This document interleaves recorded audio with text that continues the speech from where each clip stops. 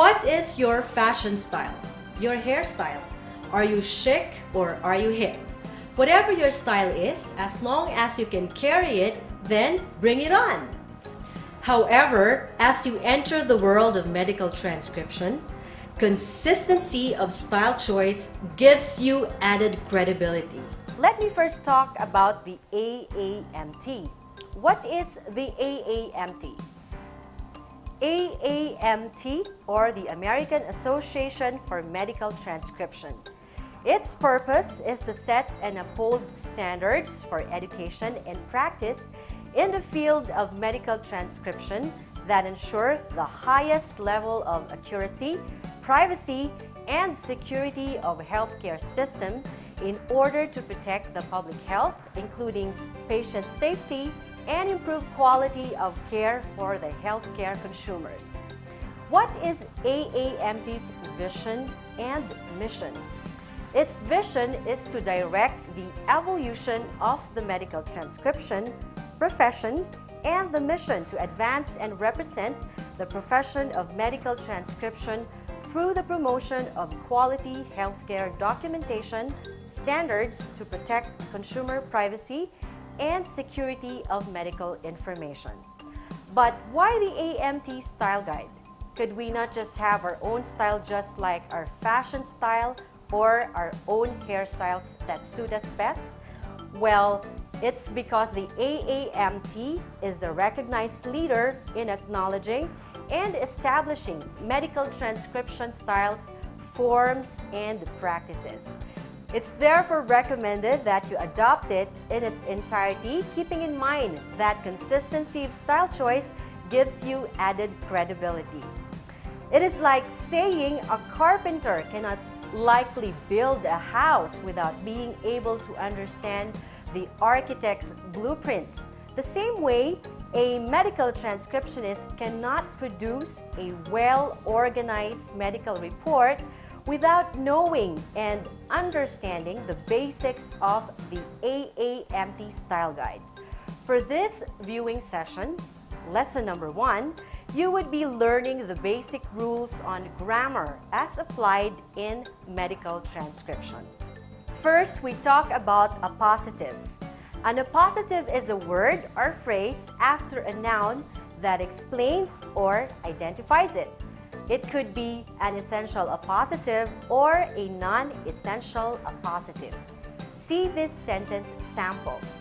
Her brother Walter was tested as a potential bone marrow donor. Here, we do not put commas around the appositive, which is Walter, because it is an essential information. And without the appositive, the sentence would be, her brother was tested a potential bone marrow donor. We then would not know which brother was being referred to. However, if the sentence was Walter, comma, her brother, comma, was tested a potential bone marrow donor. Here, we put commas around the appositive, her brother, because it is not essential information. And we still would know who the subject of the sentence is without the appositive. Now look around you. You see people, places, and things. Words that name this are nouns, and most nouns have distinctive singular and plural forms. We use the general rules to form the plural forms unless the dictionary provides the plural form. Generally, we do not use the apostrophe and s to form the plurals, but these are some exceptions when we transcribe reports that we should keep in mind. These are, number 1, for abbreviations, we use the apostrophe s to form plural of lowercase abbreviation, but not for all capital abbreviation. Here's how it is done. We write RBC apostrophe S and not RBCS or RBCS and not RBC''S.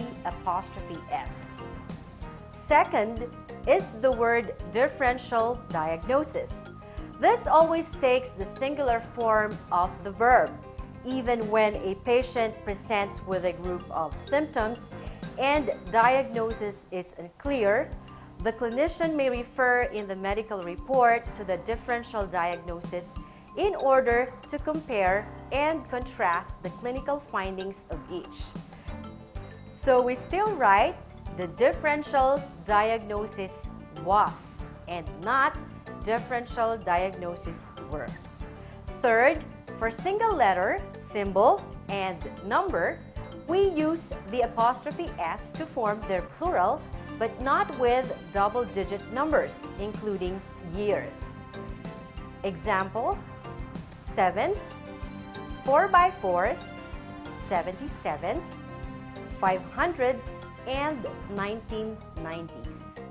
And fourth, for abbreviated units of measure, the singular and plural forms are the same.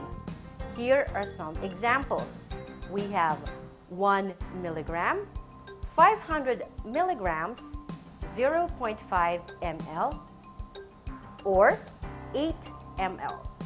Finally, just like irregular nouns, some medical terms change form in the plural. Let us see the general rules to follow.